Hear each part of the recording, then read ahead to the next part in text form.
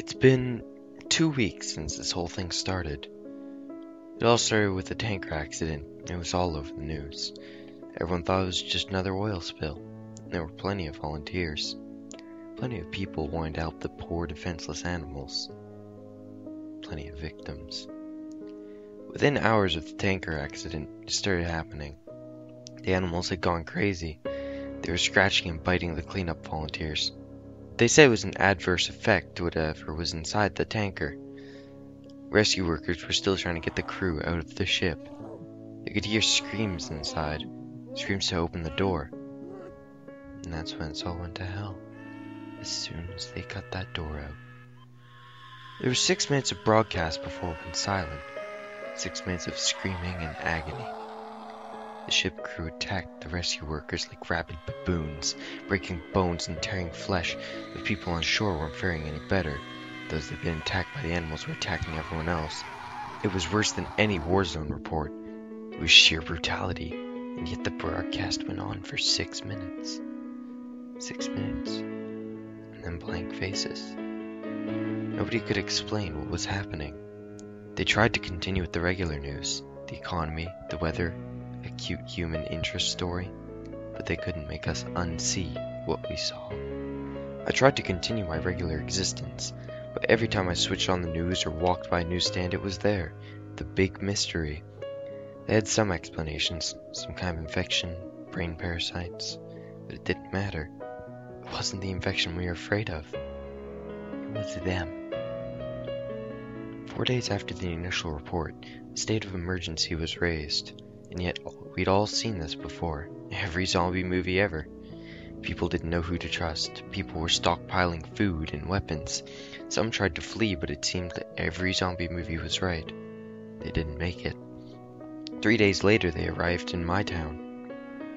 I expected moans, shuffling horses, dismemberment. But that's where the movies lied. They ran through the streets, screaming. I remember running to my door as fast as I could, locking, barricading, doing anything to make sure it would stay shut, and then I headed for the window. I was on the second story and I could see the carnage. They were unstoppable.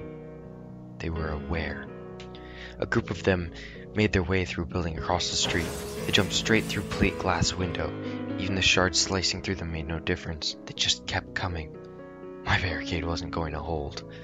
I rushed around my flat, grabbing supplies and jamming in the most secure room of the flat. I went back for one look across the street, and I wish I hadn't. In the second story window, my face met one of theirs. They knew where I was. I quickly dashed into the room and locked the door. I don't have any kind of panic room or secure basement, so the safest place I could think of was my bathroom. No windows, one door with a lock. I had filled my sink and bathtub full of water so I could stay for a while. So I sat there in the dark room with the distant screams in my ears.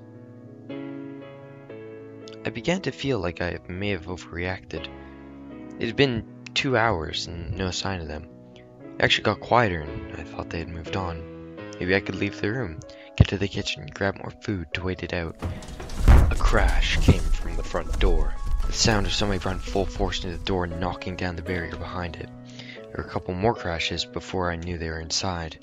Rapid footsteps moving around the flat, a couple screams, and then a bang on the wall beside me. My eyes were open to their widest, even in the pitch blackness of the room. Another bang, and another. They knew I was there, and they knew I was scared. This was the zombie nightmare I'd been expecting from the start. I had nowhere to run. There was only so much time before they would break in. I sat with my back to the door, hoping my extra weight would make it hard to get in. Then it got worse. Why don't you open the door? A voice on the opposite side of the door. No screams or moan, just a quiet, whispery voice. And then more of them. We've come for you. You'd be happier if you opened the door. It's not so bad. The whispery voices became a cacophony of noise trying to persuade me, to break me, to fool me.